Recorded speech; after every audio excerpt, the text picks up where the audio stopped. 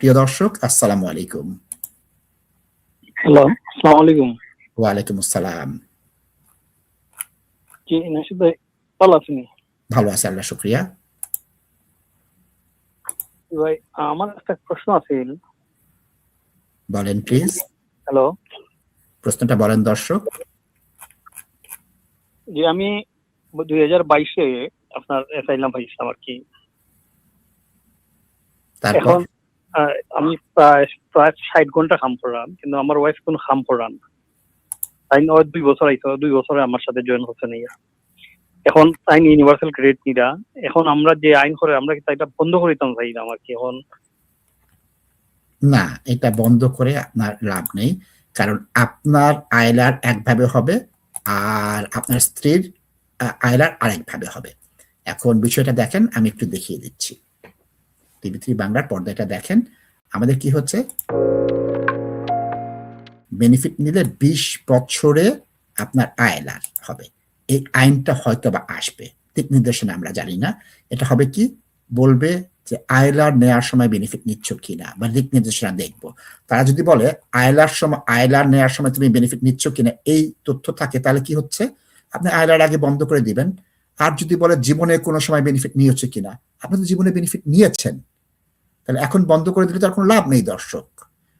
আমার অ্যাডভাইস হচ্ছে, এটা এখনো কনসালটেশনের রেজাল্ট এসেছে, ইমিগ্রেশন রুল পরিবর্তনের কোনো আভাস নেই। তবে আমরা জানি বেনিফিট নিলে 20 বছর করবে, এটা নিশ্চিত।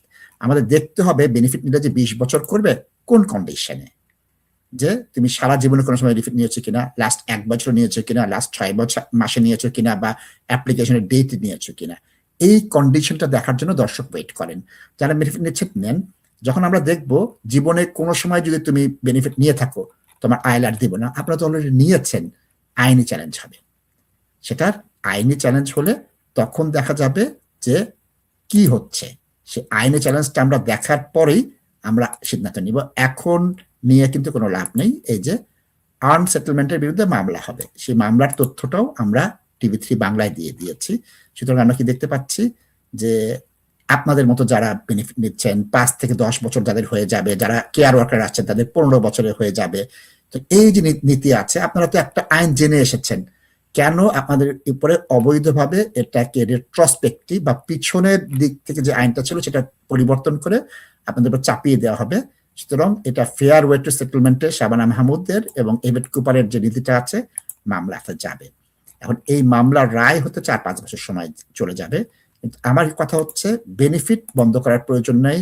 আইনটা দেখি, আইনের বিধিমালাটা দেখি, এবং আইনটা কি বলে যে সারা জীবনে কোনো সময় বেনিফিট নিয়েছো নাকি অ্যাপ্লিকেশনের আগে বেনিফিট নিয়েছো, ওইভাবে করে আমরা সিদ্ধান্ত নেব ইনশাআল্লাহ।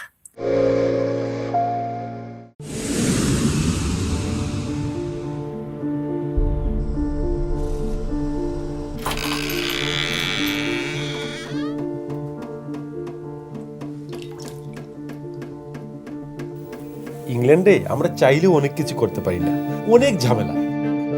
হায় রে হায়, লন্ডনের এই জীবনে ঝামেলার কোনো শেষ নাই। আমি লাল, আমার ইমিগ্রেশন, ঘর, ব্যবসা সবকিছুর ঝামেলার সমাধানে সবসময় পাশে আছে তাজ solicitor. Taj Solicitors. Believe in service.